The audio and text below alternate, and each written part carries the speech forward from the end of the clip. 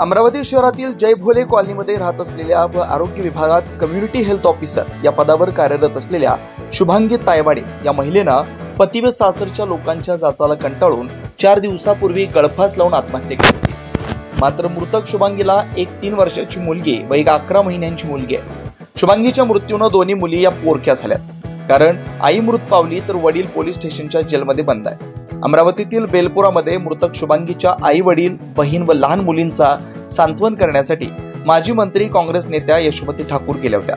यावेळी शुभांगीच्या आई वडील व बहीण भाऊ यांची यशोमती ठाकूर यांनी विचारपूस करत त्यांना एक धीर दिला। फरार झालेल्या 2 लोकांना पोलिसांनी तातडीने अटक केली आहे। तसेच मृतक शुभांगीच्या गुन्हेगारांना कडक शिक्षा झाली पाहिजे अशी मागणी केली। तर राज्य महिला आयोगाने विभागीय स्तरावर महिला बाबींच्या सुनावण्या घेतल्या पाहिजेत अशी मागणी देखील यशोमती ठाकूर यांनी केली। शुभांगीच्या मृत्यू प्रकरणात शुभांगीचे पती, सासू व नणंद या तिघांना पोलिसांनी अटक केली आहे। त्यांच्यावर आत्महत्यास प्रवृत्त केल्याप्रकरणी गुन्हा दाखल करण्यात आला। या प्रकरणात अद्याप 2 जण फरार आहेत। महिलांचा विषय जिथे आला तिथे थोडासा हलगर्जीपणा शासन, प्रशासन, पोलीस यांच्याकडनं होताना मला प्रामुख्याने दिसतो आहे। खरं त्यांनी पहिल्या दिवशी काही 3 लोकांना पकडलं आहे, पण 3 जे फरार झाले, 2 लोक जे फरार झाले त्यांच्यावर लक्ष ठेवणं, त्यांना पकडणं अतिशय गरजेचं आहे। आता मला त्यांच्या परिवारामध्ये सांगत होते की अंतिम संस्कार झाल्यानंतर शुभांगीचा जेव्हा फोटो तिच्या वडिलांनी स्टेटसवर टाकला, तो जे फरार लोक आहे त्यांनी तो बघितलेला आहे।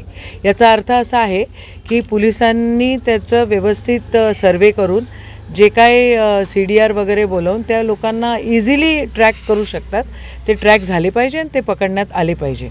मी CPंना पण बोलायचा प्रयत्न केला।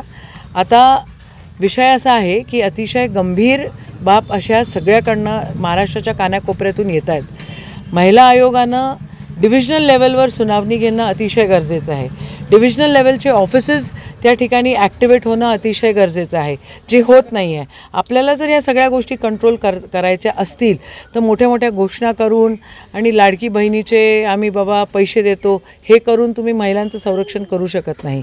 या ठिकाणी खऱ्या अर्थानं ज्या फॉर्मेशन्स आहेत, मग चाइल्ड राईट कमिशन असो, तुमचं महिला आयोग असो, त्यांना स्ट्रेंथन करण्याची अतिशय मोठी गरज आहे आणि याच्याकडे दुर्लक्ष होतं, ही वास्तविकता आहे।